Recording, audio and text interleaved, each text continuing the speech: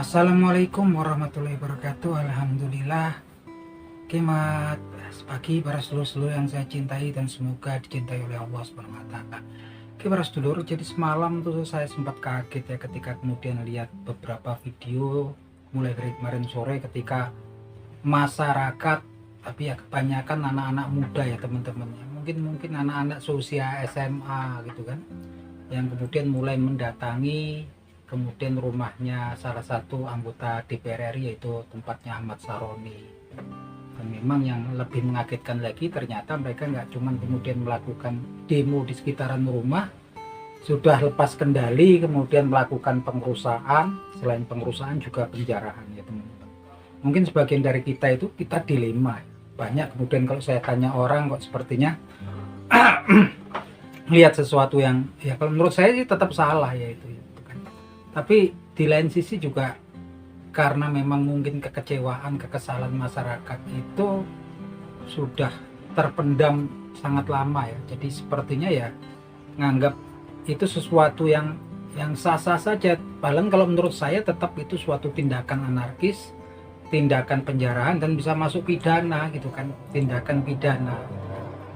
Ini kan nggak ngerti lagi kita, suasana hati kita itu teradu-adu ketika kemudian lihat anak-anak bangsa kita kemudian ngambilin barang kan bukan miliknya, yaitu kan kita sebagai bangsa yang beradab kemudian memiliki apa yang dibilang religius gitu kan, tapi nilai-nilai religius itu sendiri sepertinya sekarang sudah mulai luntur ya. Oke lah, mereka melakukan kesalahan, mungkin kita juga sepertinya terwakili ya kemarahan kita semua dengan terjadinya kejadian tersebut. Tapi kalau dari sisi kita tetap sisi religius, kita betul-betul hati kita bersih, ini tindakan-tindakan yang nggak bisa dibenarkan gitu kan, nggak bisa dibenarkan, dan kemudian tindakan-tindakan anarkis bahkan menjurus ke arah kriminal gitu kan, karena ngambil barangnya orang gitu kan. Apapun itu tetap itu barangnya haram, bukan milik kita kok gitu kan, kalau diambil, dijarah, dibawa pulang gitu kan. Walaupun kemudian di satu sisi juga kita merasa kemudian kemarahan, kekesalan kita terhadap para wakil-wakil kita itu sepertinya terlampiaskan, tapi lagi-lagi itu nggak bisa jadi pembenaran ya para teman-teman, karena ini memang sudah tampaknya melenceng jauh ya. Tujuan awalnya memang salah satunya ya memberikan efek jerah lah kepada orang-orang yang sepertinya mereka nggak ada perasaan, nggak kemudian empati dengan penderitaan rakyat saat ini yang ekonominya lagi bermasalah. Mereka naikkan gaji mereka sampai 3 juta per hari, tunjangan beras sampai 12 juta, rumah sampai tunjangan rumah sampai 50 juta. Bahkan mereka kan udah pada banyak yang punya rumah pribadi kan di Jakarta gitu kan. Ini yang kemudian nggak diterima masyarakat. Ketika masyarakat protes, ditanggapinya dengan ada yang joget-joget, ada yang dengan kata-kata kasar. Ini sebenarnya simbol ataupun bentuk runtuhnya kepercayaan masyarakat kepada elemen-elemen yang ada di pemerintahan kita saat ini, yang notabene sebetulnya mereka itu yang milih juga rakyat kita semua juga gitu kan. Tapi lagi-lagi ini sudah mulai melenceng ya. Kalau kemudian kejadian 1-2 ini merembet ya sampai malam, kemudian rumahnya Uya Kuya, rumahnya Eko Patrio. Wah, ini memang kan sudah tindakan anarkis dan tindakan kriminal ya kalau ngambil barangnya orang. Dan saya yakin mereka itu sepertinya juga disusupi ya gitu kan, sampai seberingas itu rata-rata kan. Itu seperti adik-adik kita ya, mungkin kalau saya seanak-anak saya lah itu kan, masih muda usia gitu kan, yang memang kemudian masih emosinya labil dan gampang diprovokasi gitu kan. Nah yang saya nggak ngerti memang kemudian sepertinya memang ada yang kemudian mengarahkan saudara-saudara kita ini untuk kemudian mendatangi rumah-rumah orang-orang tadi gitu kan, secara terkoordinir sepertinya gitu kan, ada komandonya gitu kan. Lagi-lagi memang kesininya kalau sampai kemudian ini meluas, yang rugi kita semua ya, merugi kita semua, pastinya kita semua yang rugi gitu kan. Ekonomian tambah macet gitu kan. Kalau cuma 1-2 untuk memberikan efek jerah yang mungkin masih walaupun itu nggak benar dalam tahapan ya, bisa akal kita menerima, tapi ini terus merembet terus sampai kapan gitu kan. lagi juga kita juga yakin bahwasanya memang teori-teori konspirasi yang dulu tuh tambah yakin saya. Karena memang beberapa bulan yang lalu sering ada fake account gitu kan di beberapa platform media sosial yang selalu menggiring mencari-cari kelemahan di negara kita untuk kemudian dipantik jadi kemudian gejolak di masyarakat gitu kan. Dan memang kemudian memang banyak kelemahannya, blunder daripada wakil rakyat yang sudah kemudian memancing kemarahan rakyat, dan ketika rakyat mau menyampaikan aspirasinya kan itu wajar, kita negara demokrasi. Mereka mengatakan bahwa saya pintu DPR terbuka lebar, tapi kemudian ketika rakyat datang juga yang menghadang adalah kemudian aparat. Benturan namanya juga benturan di lapangan ya, sampai kemudian saya ada jadi korban jiwa. Dan ini memang kemudian sepertinya sudah betul-betul sistematis ya teman-teman, yang memang suka nggak suka presiden kita kan sekarang Pak Prabowo Subianto gitu kan, ngarahnya kalau kemudian ini terus menerus kan pasti sesabar-sabarnya gitu kan, namanya juga kepala negara pastinya akan memerintahkan aparatnya untuk bertindak tegas karena memang semakin menjadi-jadi gitu kan. Dan kalau yang dirugikan itu juga nggak selalu oke lah kalau kemudian orang-orang yang kaya yang jam tangannya sampai puluhan miliar ya, walaupun itu tindakan salah ya, namanya merah itu tindakan kriminal kalau kemudian menjarah segala macam gitu kan. Kemarin seorang satpam di salah satu perumahan kalau nggak salah di Surabaya atau di ini kan, ya motornya juga dibakar oleh massa gitu kan, massa yang kalap demo gitu kan. Bapak satpamnya itu sampai nangis. Ini kan memang akhirnya kan juga merembet kemana-mana, dan kalau terus menerus sampai kapan gitu kan.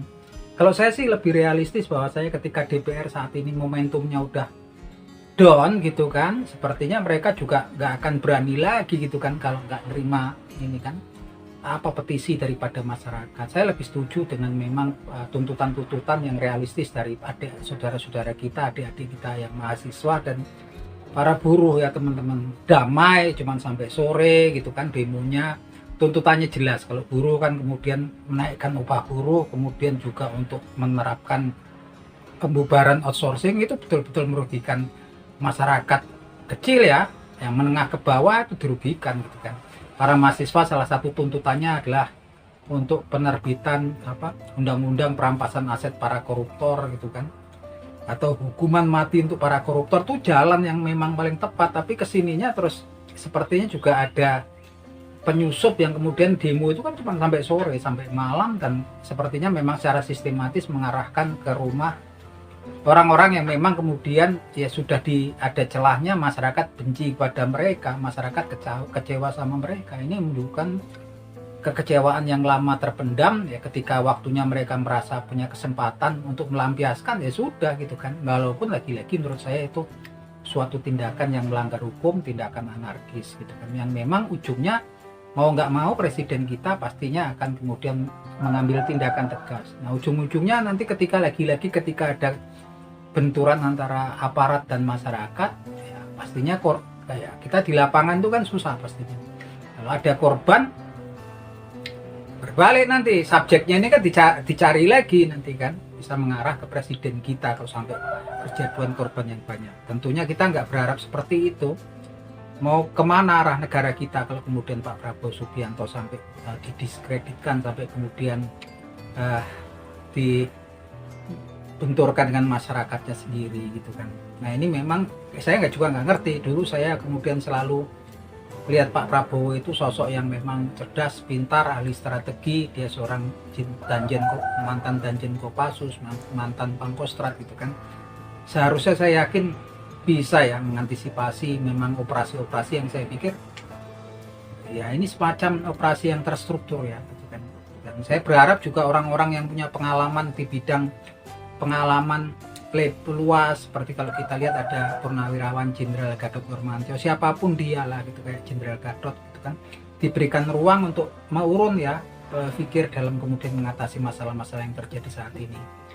Nah, tapi memang sepertinya memang nggak dikasih ruang ya, dapat tempat ya kayak Jenderal Gatot. Saya percaya gitu kan, kalau kemarin Jenderal Gatot itu kemudian menyatakan adanya teori-teori konspirasi yang berusaha memang kemudian ngarahnya untuk mendowngrade atau mendiskreditkan Presiden Prabowo Subianto. Tapi lagi-lagi memang nggak tahu kita seperti kenapa kemudian selalu nggak diberikan kesempatan ya, harusnya butuh lah pastinya untuk orang-orang yang memang punya kemampuan, karena ini kan memang PR-nya ini berbahaya sekali di tengah konflik kayak gini. Kemudian di barat dan di timur juga ada potensi besar untuk kemudian bibit-bibit disintegrasi ya gitu kan. Tapi memang lagi-lagi kita berharap pada saudara-saudara kita yang berdemo agar kemudian bisa menahan diri lah gitu kan, ketika presiden kita sudah memerintahkan kalau tindakan anarkis ditindak tegas, menahan diri gitu kan. Karena apa yang kalian lakukan itu, walaupun kita kemudian juga merasa terwakili kekesalan kekecewaan kita, tapi memang lagi-lagi berbahaya karena itu tindakan anarkis, tindakan yang melanggar hukum, dan suatu saat bisa kemudian dipidana teman-teman gitu kan. Lagi-lagi ya sebetulnya kita ya gimana, posisi kita dilema gitu kan, karena memang kondisi negeri kita ini memang kekecewaan kita sudah berlarut-larut gitu kan. Ya taruh kata kemana wakil-wakil kita ketika udah bertahun-tahun orang itu dipertontonkan orang-orang yang korupsi masih senyum-senyum foto bareng gitu kan, ada yang ngepalin tangannya ketika udah diumumkan sebagai tersangka, kemudian ya keluar gitu saja, dapat remisi segala macam, dan itu terus dipertontonkan seperti itu, nggak ada efek jerahnya gitu kan. Akhirnya memang kerusakan masif di keuangan negara itu dari mereka, dan nggak ngerti sampai sekarang apa sih beratnya kemudian menerbitkan undang-undang perampasan aset ataupun hukuman mati buat para koruptor. Atau yang kalau kena hukuman itu ya mereka para koruptor gitu kan, orang-orang yang merusak, menyengsarakan rakyat gitu kan, yang jumlahnya juga nggak seberapa banyak gitu kan, nggak sampai kemudian 10% dari populasi negeri ini, tapi mereka betul-betul kan merusaknya luar biasa. Nah, teman-teman, kalau teman-teman punya analisa tentang kejadian-kejadian yang terjadi belakangan ini ya, monggo silahkan tulis di kolom komentar. Akhir kata, semoga bermanfaat, semoga selalu damai negeri kita. Wabillahi taufiq wal hidayah. Wassalamualaikum warahmatullahi wabarakatuh.